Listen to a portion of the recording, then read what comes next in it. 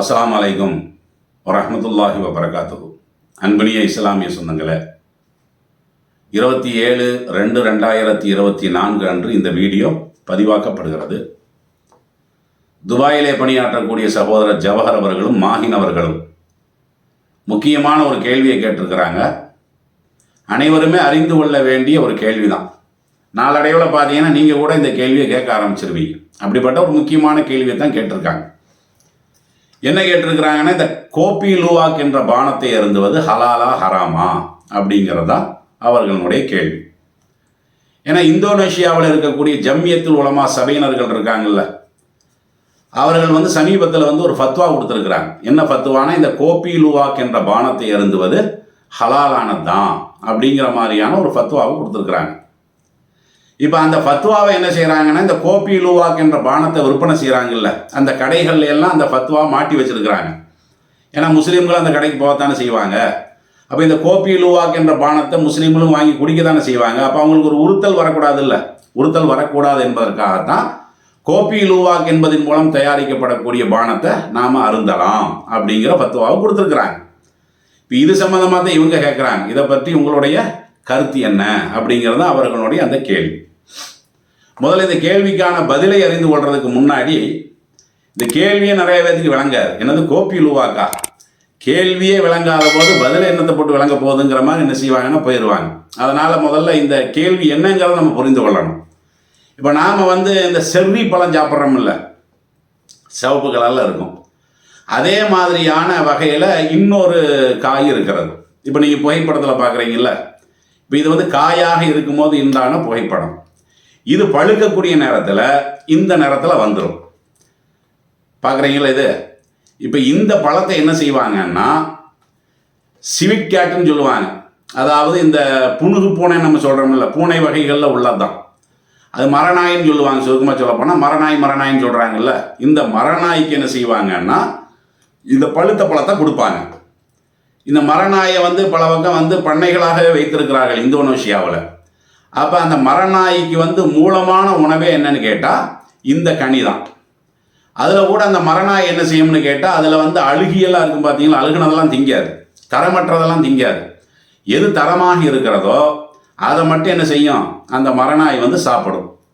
சாப்பிட்டு இப்போ உடம்புக்குள்ளே போயிடுச்சு இல்லை, உடம்புக்குள்ளே போனதுக்கு பின்னாடி இப்போ அந்த காய்க்கு உள்ள ஒரு விதை இருக்கும் பார்த்தீங்களா, அந்த விதை அப்படியே தான் இருக்கும். லாஸ்ட்டில் அதனுடைய எச்சலாக வெளியேறும். அதாவது சுருக்கமாக சொல்ல போனால் அதனுடைய மலமாக என்ன செய்யும்னா வெளியேறும். இந்த புகைப்படத்தில் பார்த்தீங்கன்னா உங்களுக்கு தெரியும். அதாவது அது அப்படியே தான் இருக்கும். அந்த விதை அப்படியே தான் இருக்கும், அது உடஞ்செல்லாம் இருக்காது. இப்போ என்ன செய்கிறாங்கன்னா, இந்த விதையை எடுத்து நல்லா சுத்தம் பண்ணி காய வச்சு, அதுக்கப்புறம் பலவிதமான ப்ராசஸ்களெல்லாம் இருக்கிறது. நான் சுருக்கமாக தான் சொல்கிறேன். இப்போ லாஸ்ட்டாக என்ன செய்வாங்கன்னா அதை நல்லா பொடியாக்குவாங்க. இப்போ நம்ம டீ தூள் காப்பி தூள் எல்லாம் பார்க்குறீங்க பார்த்தீங்களா, இந்த மாதிரி டீ தூள் காப்பி தூள் மாதிரி நல்லா பொடியாக்கி அதன் மூலம் பலவிதமான குடிபானங்களை என்ன செய்கிறாங்கன்னா தயாரிக்கிறாங்க. இப்போ நம்ம சாயான்னு சொல்கிறோம்ல, சாயாவில் இஞ்சி டீ இருக்கிறது, சுக்கு டீ இருக்கிறது, இப்படி பல வகையான டீ இருக்குல்ல. இதே மாதிரி என்ன செய்கிறாங்கன்னா இந்த மரநாயின் மூலம் எடுக்கக்கூடிய அந்த விதை இருக்குல்ல, அந்த விதையின் மூலம் பலவிதமான சாயாக்களை என்ன செய்கிறாங்கன்னா அவர்களும் தயாரிக்கிறாங்க.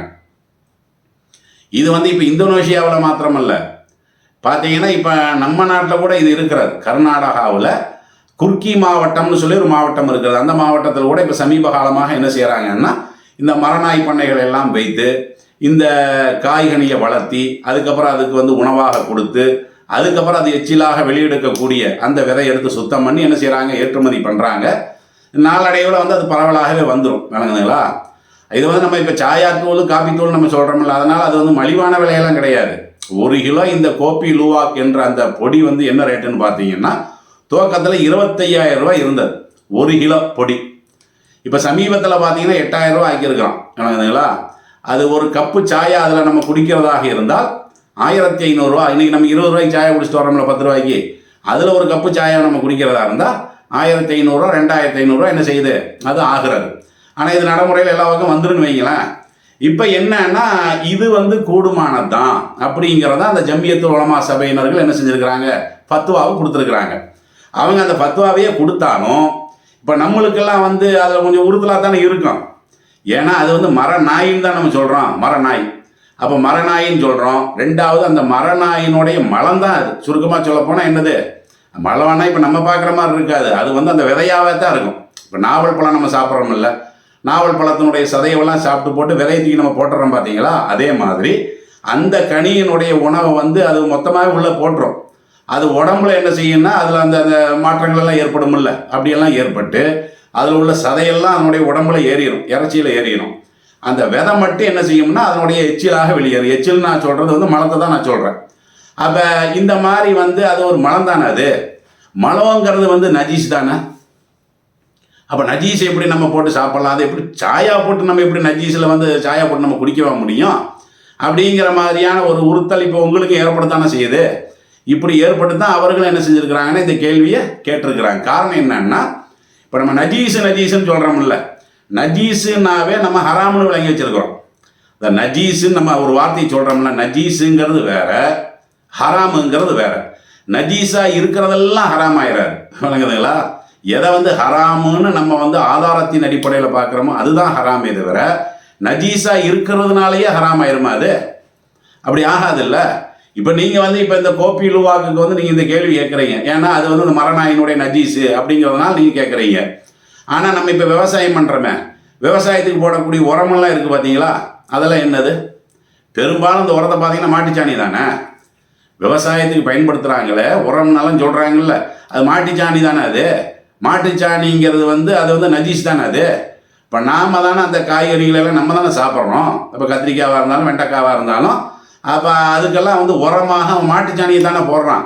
அதனுடைய சத்து எடுத்து தானே அந்த காய்கறி வளருது. அப்போ அதை நம்ம சாப்பிட்லாமான்னு ஒரு கேள்வி கூட கேட்கலாம்ல. நம்ம அதை கேட்கல, நம்ம இது புதுசாக இருக்கிறனால நம்ம இப்போ இதை கேட்குறோம். ஏன்னா நேரடியாக வந்து அதை வந்து மலம்னு சொல்லி இவனு பரப்பிட்டு இருக்கிறதுனால நம்மளுக்கு வந்து அதில் தான் சந்தேகம் வருது, இதில் சந்தேகம் வர மாட்டேங்குது. இன்னும் சொல்ல போனால் 1970க்கு முன்னாடியெல்லாம் பார்த்தீங்கன்னா இன்றைக்கு இருக்கிற மாதிரியான இந்த நவீன டாய்லெட்டுகள் இருக்குது பார்த்தீங்களா, அப்படியெல்லாம் இல்லை. 1970க்கு முன்னாடியெல்லாம் பார்த்தீங்கன்னா அந்த பாத்ரூம்குள்ளே ஒரு வாளி வச்சுருப்பாங்க. இந்த வாளியில் தான் வந்து மனிதர்கள் என்ன செய்வாங்கன்னா அதில் தான் மலம் இருப்பாங்க. அதை எடுத்துகிட்டு போவாங்க, விளங்குதுங்களா? அதை எடுத்துகிட்டு போய் விவசாய இடங்களில் வந்து அதை என்ன செய்வாங்க, அவங்க கரைத்து ஊற்றக்கூடியவர்கள் அப்படி பல விதங்களெல்லாம் செய்து கொண்டிருந்தார்கள். மனிதனுடைய மலத்தையே உரமாக்கி அந்த உரத்தின் மூலம் அந்த காய்கறிகள்லாம் நம்ம என்ன செஞ்சுருக்கோம், சாப்பிட்டு தான் இருக்கோம். இப்போ அதுவும் வந்து நஜீஸ் தானே. இப்போ உங்கள் பார்வையில் நஜீஸால் வந்தது தானேங்கிற அதுவும். அப்போ நஜீஸுன்னா நாம் விளங்கி வச்சிருக்கிறது வந்து என்னன்னா, நஜீஸுனா ஹராமுன்னு நம்ம விளங்கி வச்சிருக்கிறோம். இன்னும் சுருக்கமாக சொல்ல போனால் இப்போ அல்லாஹ்வோட குர்ஆன்ல என்ன சொல்கிறான், இன்னமல் முஷ்ரிகூன நஜஸுனுங்கிறான். முஷ்ரிக்கீன்கள் இருக்கிறாங்களே அவர்கள் நஜீஸானவர்கள் அல்லாஹ் சொல்கிறான்ல. அப்போ அதுக்கு என்ன அர்த்தம்? முஷ்ரிக்கீன்கள் நஜீஸானவர்கள்னா மூமீன்கள் நஜீஸானவர்கள் இல்லை, முஸ்லீம்கள் தான் நஜீஸா, அதாவது முஷ்ரிக்கீன்கள் தான் நஜீஸானவர்கள். அப்போ அந்த முஷ்ரிக்கீன்களை நம்ம சாப்பிடக்கூடாது, மூமீன்களை நம்ம சாப்பிட்லான்னு அதுக்கு அந்த அர்த்தமாக நம்ம கொடுப்போம். நஜீஸுக்கு பல அர்த்தம் இருக்கும், விளங்குதுங்களா? இன்னும் சொல்ல போனால் நபிகள் நாயகம் ஸல்லல்லாஹு அலைஹி வஸல்லம் அவனுடைய அந்த சபையில் என்ன செய்வாங்கன்னா, அபூ ஹுரைரா ரலியல்லாஹு அவர்கள் ஒரு தடவை வழக்கமாக கூட இருந்துக்கிட்டே இருப்பாங்க. அன்னைக்கு இருக்க மாட்டாங்க, அவங்க பாட்டுக்கு வந்து ஓடிடுவாங்க. ஏன்னா அவருக்கு வந்து குளிப்பு கடமையாக இருந்தது. இதை ரசூல் ஸல்லல்லாஹு அலைஹி வஸல்லம் பார்த்துட்டாங்க, என்னதுக்கு இந்த ஓடி போகிறாருங்கிற மாதிரி. கடைசியாக அவர் வந்ததுக்கப்புறம் நபிகள் நாயகம் அவர்கள் என்ன செய்கிறாங்க, கேட்குறாங்க. அப்படி கேட்குற நேரத்தில் அவர் சொல்கிறாரு, இன்னக்க லக்கை தனி வான ஜுனூபுன்.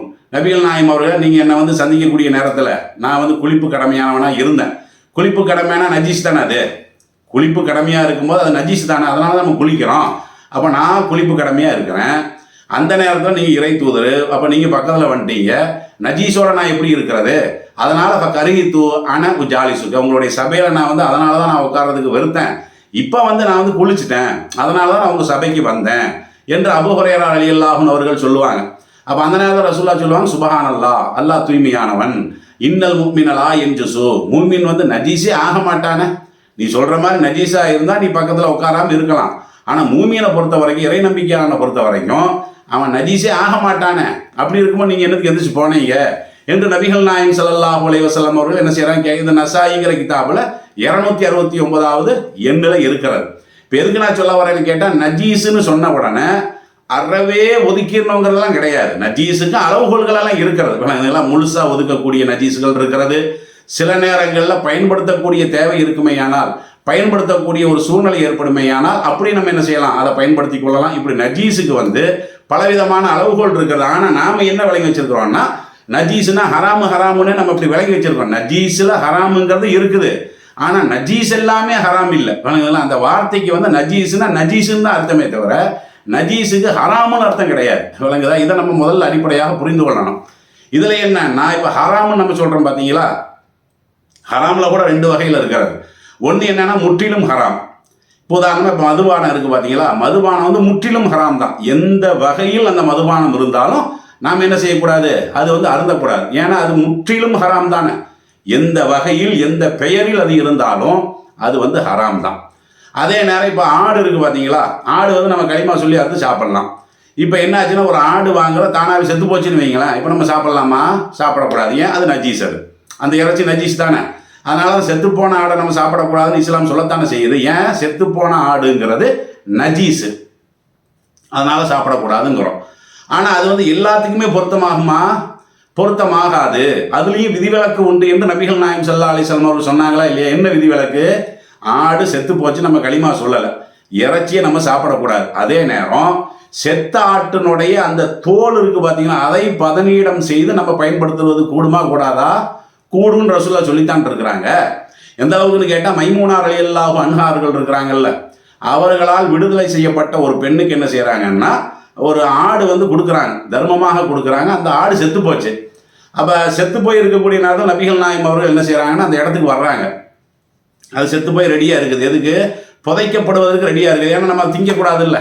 அப்போ புதைக்கிறதுக்கு வந்து ரெடியாக இருக்கிற நேரத்தில் ரசூல் ஸல்லல்லாஹு அலைஹி வஸல்லம் அவர்கள் என்ன செய்கிறாங்கன்னு கேட்டால், ஹல்லா இன்ஃபாத்தும் ஜில்துஹா, அப்போ நீங்கள் வந்து இதனுடைய தோலை வந்து நீங்கள் ஏதாவது வகையில் பயன்படுத்தக்கூடாதா? ஆடு செத்து போனது தான். செத்து போனதுன்னு சொன்னால் அந்த இறைச்சி நம்ம சாப்பிடக்கூடாது, அதில் சந்தேகம் இல்லை. அதே நேரம் தோல் இருக்கத்தானே செய்யுது. அந்த தோலால் வேற பல பயன்கள் இருக்கத்தானே செய்யுது. அப்போ அந்த பயன்களை வந்து நீங்கள் வந்து பெறக்கூடாதா? அதற்கு முயற்சி பண்ணக்கூடாதா என்று நபிகள் நாயகம் அவர்கள் கேட்குற நேரத்தில் சஹாபாக்கள் சொல்கிறாங்க, இன்னஹா மைத்தாங்கிறாங்க. இது செத்து போயில கிடக்குது. உயிரோடு இருந்து அந்த உயிரோடு உள்ள ஒரு ஆட்டை வந்து நம்ம களிமா சொல்லி அறுத்தா இறைச்சியும் ஹராமு, இறைச்சியும் ஹலாலு, அதே மாதிரி அதனுடைய தோலும் ஹலால் ஆயிடுது. இது செத்து போயில கிடக்குது, நம்ம இறைச்சியவே சாப்பிட மாட்டோம்ல. அப்படிங்கிற நேரத்தில் அது எப்படி நம்ம அந்த தோலை எடுத்து பயன்படுத்துறது அப்படிங்கிற கருத்தில் தான் என்ன செய்கிறாங்க, சஹாபாக்கள் கேட்குறாங்க. அப்போ நபிகள் நாயகம் அவர்கள் என்ன சொல்கிறாங்க, இன்னமா ஹர்ம உக்குலுஹா, செத்துப்போன ஆடுன்னு சொன்னால் சாப்பிட்றது தான் ஹராம். அதான் நஜீஸ்ன்னு நம்ம சொல்கிறோம்ல, செத்துப்போன ஆடுங்கிறது நஜீஸ் தானே. நஜீஸ்னா அதுக்கு ஒரு அளவுகோலையும் ரசூலுல்லாஹ் சொல்கிறாங்க, சாப்பிடுவது ஹராம், அதை சாப்பிடக்கூடாது. ஏன்னா அது செத்து போச்சுல, அந்த இறைச்சியை நீங்கள் சாப்பிடாதீங்க. அதே நேரம் அதை சுற்றி இருக்கக்கூடிய தோலை என்ன செய்யலாம், நம்ம வேற வகையில் பயன்படுத்தலாம். ஏன்னா அதில் பயன்பாடு இருக்கிறதுனால ரசூலுல்லாஹ் என்ன சொல்கிறாங்க, பயன்படுத்தி கொள்ளலாம். ரசூலுல்லாஹ் அனுமதி கொடுக்க தானே செய்கிறாங்க. அப்போ இது புகாரியில் இப்னு அப்பாஸ் ரலியல்லாஹு அன்ஹு அவர்களால் அறிவிக்கப்படக்கூடிய செய்தியாக 1492, 2251, 5531, 5592 இப்படி நம்பர் சொல்லிக்கொண்டே போகலாம். அந்த அளவுக்கு என்ன இருக்கிறது, ரசூல் ஸல்லல்லாஹு அலைஹி வஸல்லம் அவர்கள் வந்து இந்த விஷயத்தை வந்து அனுமதி கொடுத்துருக்குறாங்க. அதாவது இது எதுக்கு நான் சொல்ல வரேன்னு கேட்டால், நம்ம இப்போ நஜீஸ்ன்னு சொல்கிறோம்ல, நஜீஸ்லேயும் வந்து விதிவிலக்குகள் எல்லாம் இருக்கிறது. ஹராம் என்று சொன்னாலும் ஹராம்லேயும் சில விதிவிலக்குகள் என்ன இருக்குது ஹதீஸ்ல எல்லாம். நாம் சில செய்திகளை வந்து நம்ம பார்க்க தான் செய்கிறோம். இப்போ வந்து நம்ம இந்த மேட்ருக்கு வருவோம். என்ன மேட்ரு? இப்போ இந்த மரநாய் இருக்குல்ல, அது அந்த கனி வகைகளை சாப்பிடுதா இல்லையா? சாப்பிட்டு போட்டு அது வந்து மலமாக வெளியேற்றுகிறது. அப்படி வெளியேற்றினால் இப்போ அது வந்து நஜீஸ் தான். அது வந்து இறைச்சியா கழிவாது. அந்த மரநாய் வந்து வெளியேற்றுது பார்த்தீங்களா, விதை தானே வெளியேற்றுது. அது வந்து கழிவில் சேருமா அல்லது அந்த இறைச்சியில் சேருமா? எதில் சேருது? அது கழிவில் தான் சேரும். கழிவை பொறுத்த வரைக்கும் கழிவில் வந்து நஜீஸான கழிவும் இருக்கிறது. ஆனால் இது இந்த கழிவு வந்து ஒன்றுக்குமே உதவாதுங்கிறது யார் சொல்ல முடியும்? நாம் சொல்ல முடியுமா அல்ல அதற்குரிய ஞானம் பெற்றவர்கள் சொல்ல முடியுமா? யார் தான் சொல்ல முடியும்? அதை தயாரிக்கிறான் பார்த்தீங்களா, அவன் வந்து அதை விளக்கம் சொல்லியிருக்கிறான். என்ன விளக்கம்? இந்த மாதிரி இந்த மரநாயின் மூலம் எடுக்கப்படுகின்ற அந்த எச்சில் இருக்க அந்த விதையின் மூலம் தயாரிக்கப்படக்கூடிய இந்த டீ தூளால் பலவிதமான மருத்துவ குணம் இருக்குதுங்கிறது தெளிவாக அறிவிச்சிருக்கிறாங்க. விளங்குதுங்களா? இன்றைக்கி நீங்கள் கூட என்ன செய்யலாம்னா யூடியூப்பில் அந்த மருத்துவ குறிப்பெல்லாம் நீங்கள் பார்க்கலாம். அதில் குறிப்பாக எதுக்கெல்லாம் அது பயன்படுதுன்னு பார்த்தீங்கன்னா, இப்போ பெண்களுக்கு ஒரு முக்கியமான நோய் அடிக்கடி வருதில்ல, இந்த பித்தப்பையவே பல வகை கழட்டி எடுத்துடலாம். ஏன்னா அதில் கல் வந்து அந்த வலி தாங்க முடியாமல் கடைசியில் இந்த பித்தப்பையவே கழட்டி எடுத்துடுறாங்கல்ல, கர்ப்பப்பையை கழட்டி எடுக்கிற மாதிரி அதையும் இப்போ கழட்டி எடுக்கக்கூடிய ஒரு சூழ்நிலையெல்லாம் பரவலாக பார்க்குறோம். அதனால் பலவிதமான உபாதைகள் வந்து பெண்களுக்கு ஏற்படுகிறது. இப்போ என்ன சொல்கிறாங்கன்னா, இந்த கோப்பி லூவாக் அப்படிங்கிற இந்த விதையின் மூலம் தயாரிக்கப்படக்கூடிய இந்த தேநீரை நீங்கள் அருந்தினால் அதனால் வந்து அந்த பித்தப்பையினுடைய கல் இருக்குது பார்த்தீங்களா, அது விலகிறது, அது குணமாகுது அப்படிங்கிறத என்ன செஞ்சுருக்கிறாங்கன்னா அறிவியல் பூர்வமாக மருத்துவபூர்வமாகவே என்ன செஞ்சுருக்கிறாங்க, விளக்கமெல்லாம் கொடுத்துருக்குறாங்க. இது போக ஆண்களினுடைய அந்த சோம்பல் தன்மை இருக்குல்ல, அது இயல்பாக உடம்புல ஏதோ சோம்பல் தன்மை இருக்குமா, அது வந்து நீக்குதுங்கிறாங்க. அதே மாதிரி இந்த ஆண்மை தன்மை, இந்த வலுவற்றதாக இருக்கிறது இல்லை, அதெல்லாம் வந்து இதெல்லாம் வந்து நீங்கிறதுக்கு ரொம்ப பயன்படுது அப்படிங்கிற மாதிரி பலவிதமான மருத்துவ குறிப்புகள் எல்லாம் என்ன செஞ்சுருக்கிறாங்க, சொல்லியிருக்கிறாங்க. அப்போ இதைத்தான் நம்ம பார்க்கணும். அது வந்து நஜீஸான ஒரு பொருளாக இருந்தாலும் அந்த நஜீஸால ஏதாவது உபயோகம் இருக்கிறதா? ஏன்னா நம்ம இப்போ அந்த மரநாயை சாப்பிட்றத பற்றி பேசலையில, மரநாயை சாப்பிடக்கூடாது, விளங்குதுங்களா? ஏன்னா அது பொதுவான ஒரு தடை இருக்குல்ல. நஹா ரசூல் ஸல்லல்லாஹு அலைஹி வஸல்லம் அன் உக்குலி குல்லுதி நாபி மின சிபாவி. இந்த கோரைப்பல் இருக்குல்ல, கோரைப்பல்னா வந்து இந்த மிருகத்துக்கு வந்து 4 பல்லு மட்டும் நீளமாக இருக்கும். புகைப்படத்தில் பார்க்குறீங்களா, இதுதான். அப்போ இந்த கோரைப்பல் இருக்கக்கூடிய எல்லாமே ஹராம்னு ரசூலா சொல்லியிருக்கிறாங்க. அது அதனுடைய இறைச்சி ஹராமுங்கிற அர்த்தத்தில். இப்போ நம்ம அதை சாப்பிடலாமா சாப்பிடக்கூடாதான் நம்ம பேசலை, வழங்குதுங்களா? அதை நம்ம சாப்பிட போகிறதுமில்ல, யாரும் சாப்பிடவும் மாட்டாங்க. அதே நேரம் அதன் மூலம் தயாரிக்கப்படக்கூடிய, அதனுடைய எச்சல்ல இருந்து தயாரிக்கப்படக்கூடிய அது நமக்கு பயன் தருதா இல்லையா? பயன் தருமையானால், அந்த பயன் தருவது வந்து உறுதியாக உங்களுக்கு தெரியுமேயானால் அதை பயன்படுத்துவதில் என்ன இல்லை, மார்க்க ரீதியில் குற்றமெல்லாம் கிடையாது. ரசூல்லாவே சொல்லப்போனால் நேரடியாக பயன்படுத்தியிருக்கிறாங்க. இப்போ நம்ம சொல்கிறோமே, இதை வந்து இந்த மரநாயினுடைய எச்சம் நம்ம சொல்கிறோமில்ல, மரநாயினுடைய மலம்னு சொல்கிறோமில்ல, இதாவது நேரடியான மலம் கூட கிடையாது. அதை எடுத்து அதை வந்து நல்லா அதை சுத்தம் பண்ணி காய போட்டு அதை வறுத்தெடுத்து அதில் பலவிதமான பொருள்கள் எல்லாம் கலப்படம் பண்ணி இப்படியெல்லாம் தான் அவன் தயாரிக்கிறான். அதாவது எந்த ஒரு பொருள் வந்து நவீனப்படுத்தப்பட்டு கொண்டே வருகிறதோ அதனுடைய அந்த யதார்த்த தன்மையை என்ன செஞ்சு போயிடும்னா அடிபட்டு போயிடும். அதுதான் வந்து உலகத்தினுடைய மரபு அது. ஆனால் ரசூல் ஸல்லல்லாஹு அலைஹி வஸல்லம் அவர்கள் என்ன செய்கிறாங்கன்னா, இப்போ ஒரு தடவை மதீனாவுக்கு வந்து உரைனா என்ற ஒரு கூட்டத்தார்கள் வர்றாங்க. 2 கூட்டம் வர்றாங்க. அது உரைனாவா அவங்களா இவங்களான்னு சந்தேகப்பட்டு சொல்கிறாங்க அறிவிப்பாளர்கள். நம்ம உரைனானே வச்சுக்குவோம். அப்போ உரைனா என்ற ஒரு கூட்டம் மதீனாவுக்கு வர்றாங்க. அவங்களுடைய ஊர் மதீனா கிடையாது. அப்போ அந்த ஊரில் வந்து இருக்கக்கூடிய நேரத்தில் அவனுடைய உடம்புக்கு என்ன ஆகலை, அந்த தட்பவெட்ப சூழ்நிலை அவனுக்கு ஒத்து வரலை. அப்போ அவங்களுக்கு உடம்பு சரியில்லாமல் ஆகிவிடுகிறது. அந்த நேரத்தில் நபிகள் நாயகம் ஸல்லல்லாஹு அலைஹி வஸல்லம் என்ன செய்கிறாங்க, இந்த தகவலை சொல்கிறாங்க. இந்த மாதிரி வெளியூர்காரங்க உரைனாங்கிற கூட்டம், அவங்களுக்கு வந்து இங்கே உள்ள தட்பவெட்ப சூழ்நிலை வந்து ஒத்துக்கலை, அப்போ அவங்களுடைய உடம்பெல்லாம் பாதிக்கப்பட்டிருக்குது என்று சொல்லும் பொழுது நபிகள் நாயகம் ஸல்லல்லாஹு அலைஹி வஸல்லம் அவர்கள் என்ன பண்ணாங்க, அப்படியா, அப்போ அவர்களுக்கு குணமாகிறதுக்கு வந்து 2 வழி இருக்கிறது. ஒன்று என்னன்னு கேட்டால் ஒட்டகத்தினுடைய பாலை அவங்கள குடிக்க சொல்லுங்க. 2 என்னன்னு கேட்டால் ஒட்டகத்தினுடைய சிறுநீரையும் குடிக்க சொல்லுங்கிறாங்க. விளங்குதா உங்களுக்கு? இது எங்கன்னு பார்த்தீங்கன்னா புகாரில் 233வது செய்தியாக இது இடம்பெற்றிருக்கிறது. இந்த தகவல் ரசூலுல்லாஹ் வந்து சொல்லும்போது அமரஹுன் நபி ஸல்லல்லாஹு அலைஹி வஸல்லம் பிலிகாஹின் வாங்கி யஷ்ரபு மின் அபுவாலிஹா வ அல்பானிஹா. அது என்ன ரசூலுல்லாஹ் உத்தரவு போட்டாங்க? எப்படி உத்தரவு போட்டாங்களா, அவங்களுக்கு வந்து ஒட்டகப்பாலையும் கொடுங்க, ஒட்டகத்தினுடைய சிறுநீரையும் கொடுங்க அப்படின்னு சொல்லி இவங்க உத்தரவு போட்டு, அதே மாதிரி ஒட்டகத்தினுடைய பாலையும் சிறுநீரையும் நேரடியாக அவர்கள் என்ன செய்கிறாங்க, குடிக்கிறாங்க. அதே மாதிரி அவங்களுக்கு குணமாயிருச்சு அப்படிங்கிற தகவலெல்லாம் வருது. அதுக்கு பின்னாடி குணமானதுக்கு பின்னாடி அவன் என்ன பண்ணுறான்னா, அப்போ இந்த ஒட்டகத்துக்கு தான் அந்த சக்தி இருக்குங்கிற மாதிரி அவன் நினைக்கிறான். அவனுக்கு அப்படி நினச்சிக்கிட்டு ஒட்டகத்தையெல்லாம் என்ன பண்ணுறான், ஓட்டிட்டு போயிடுறான். அதுக்கப்புறம் ரசூலுல்லாஹ் அதுக்கு தண்டனையும் கொடுக்குறாங்க. விளங்குது? ஏன்னா திருடுங்கிறதெல்லாம் வந்து தண்டனைக்குரியது தானே. நீ கேட்காமையே நான் இதை கொடுத்தேன், நீ கேட்டால் கொடுக்காமையே இருக்க போகிறேன். அப்படி இருக்கக்கூடிய நேரத்தில் இதெல்லாம் எனக்கு ஓட்டிகிட்டு போயிட்டீங்க, இதெல்லாம் எனக்கு வந்து கடத்திட்டு போயிட்டீங்கிற அடிப்படையில் ரசூலுல்லாஹ் என்ன செஞ்சாங்க, அவங்களுக்கு மாறுகை வாங்கினாங்கிறதெல்லாம் அந்த சம்பவத்தில் இருக்கிறது. இப்போ நம்ம என்ன சொல்ல வரோன்னு கேட்டால், இப்போ அந்த ஒட்டகத்தினுடைய சிறுநீர் அது நஜீஸா இல்லையா? நஜீஸ் தானே, அது நஜீஸுன்னு தான் நம்ம எல்லாருமே சொல்லுவோம். ஆனால் ரசூல் ஸல்லல்லாஹு அலைஹி வஸல்லம் என்ன பார்க்குறாங்க, நஜீஸாகவே இருந்தாலும் நாம் வந்து அதில் வந்து நம்ம ஒதுக்கியே வச்சுருந்தாலும் அதனால் பயன்படுத்தக்கூடிய தகுதி அது பெற்றிருக்கிறதா, ஏதாவது ஒரு வகையில் அது வந்து பெற்றிருக்கிறதா அப்படின்னு ரசூலுல்லாஹ் பார்த்தாங்களா இல்லையா? இதுதான் அளவுகள். விளங்குதுங்களா? கோப்பி லுவாக்கினுடைய அந்த விதையின் மூலம், அதாவது அந்த மரநாயின் மூலம் எடுக்கப்படக்கூடிய அந்த விதை இருக்குது, அந்த விதையின் மூலம் தயாரிக்கப்படக்கூடிய டீ தூளின் மூலம் மனிதனுக்கு பயன் இருக்கா இல்லையா? அது வந்து உடலுக்கு ஆரோக்கியத்தை தருகிறதா இல்லையா அப்படின்னு நம்ம பார்க்குறோம். ஆரோக்கியம் தருவதாக சொல்கிறான். அது என்னதுக்கு போட்டு ஹராமாகுது? விளங்குதுங்களா? அதான் மரநாயை சாப்பிடலாம் அப்படின்னு சொன்னால் தான் அந்த கேள்வியெல்லாம் வரும். இது மரநாயை சாப்பிட்றத பற்றி பேச்சே கிடையாது. விளங்குதுங்களா? அந்த விதை அது வந்து இயல்பாக இயற்கையாக வரக்கூடிய விதை தான். விளங்குதுங்களா? இன்னும் சொல்ல போனால் இந்த மரநாயை பற்றி அவன் சொல்லும் போது அது வந்து கெட்டதெல்லாம் ஒன்றுமே திங்காதுங்கிறான். இந்த வகையான இந்த விதையில கூட, இந்த கனியில் கூட தரமானதான் சாப்பிடுன்னு வேற என்ன செய்யறான் அவன் சொல்கிறான். அதனால் இதில் எல்லாம் என்ன வராது, இது வந்து ஹராம்ங்கிற லிஸ்ட்டில் வராது. அதே நேரம் இந்த ஜம்மியத்து உலமா சபை இந்தோனேஷியா உலமாக்கள் அவர்கள் கொடுத்த பத்வா என்னன்னு பார்த்தீங்கன்னா, அந்த விதை இருக்குது பார்த்தீங்களா, அது வந்து அது எடுக்கிற நேரத்தில் உடஞ்சிருக்கக்கூடாதுங்கிறாங்க. உடஞ்சிருக்கக்கூடாதான். உடையாமல் இருந்துச்சுன்னா அதில் எடுத்து நம்ம பொடியாகி சாயா போட்டு குடிக்கலாம். உடஞ்சிருந்துச்சுன்னா அது குடிக்கக்கூடாது அப்படிங்கிறதுக்கு வந்து அவங்க குர்ஆன் ஹதீஸினுடைய சான்றுகள் வந்து அதில் சொல்லலை. அதில் வந்து இந்த துருல் முஹ்தானுடைய அந்த சட்ட நூல்கள் இருக்குல்ல, மதுஹபினுடைய சட்ட நூல்கள், அதில் சில மேற்கோளெல்லாம் காட்டுறாங்க. ஆனால் அடிப்படையில் அது ஹலாலான ஹலால் தான். அது மட்டும்தான் நம்ம அவர்களுடைய விஷயத்தில் அங்கீகரிக்கக்கூடியது. இப்போ நாமளும் சில ஆதாரங்களெல்லாம் உங்களுக்கு நம்ம சொல்லித்தான் இருக்கிறோம். அதனால் இந்த கோப்பி லுவாக் அப்படிங்கிற இந்த ஒரு பானம் ஹலாலான்னு கேட்டால் அது ஹலாலானது தான். அதற்கு நம்ம இவ்வளோ ஆதாரங்கள் எல்லாம் நம்ம என்ன செஞ்சுருக்கிறோம், சொல்லியிருக்கிறோம். இதற்கு வந்து உங்களுக்கு மறுப்பு இருக்குமே ஆனால், இப்போ நம்ம எடுத்து வைத்த வாதங்களுக்கெல்லாம் மறுப்பு இருக்குமே ஆனால், அந்த மறுப்பை கூட நீங்கள் என்ன செய்யலாம், தாராளமாக பதிவு பண்ணலாம்.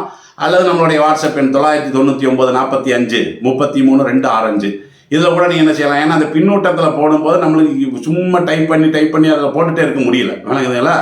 அதனால் இதில் சந்தேகம் இருக்குமே ஆனால், அல்லது உங்களுக்கு மறுப்பு இருக்குமே ஆனால், நம்மளுடைய வாட்ஸ்அப் நம்பரில் கூட என்ன செய்யலாம், நீங்கள் தெரிவிக்கலாம். நம்மளுடைய கருத்தையும் நம்ம எடுத்து வைத்து விட்டோம். இதை வந்து சில பேர் தான் இதை கேட்டிருப்பாங்க. கேட்காத மக்கள் நிறைய பேர் இருப்பாங்க, அறியாத மக்கள் நிறைய பேர் இருப்பாங்க. இதை என்ன செய்யுங்க, அவங்களுக்கும் எடுத்து வைங்க. ஏன்னா இந்த கோப்பி லுவாக்குங்கிறது நம்ம டீ கடையிலையும் வரத்தான் போகுது. நம்ம ஒரு டீ கடையிலையும் என்ன செய்யும், அது வேகமாக வந்துடும். அப்போ அந்த நேரத்தில் நம்ம திருதுன்னு முழிக்கக்கூடாது. இப்போ ரெடியாக இருந்தால் வந்தால் வாங்கி குடிச்சிடலாம்ல, அதுக்காக வேண்டியதான் அது சொன்னேன். அஸ்ஸலாமு அலைக்கும்.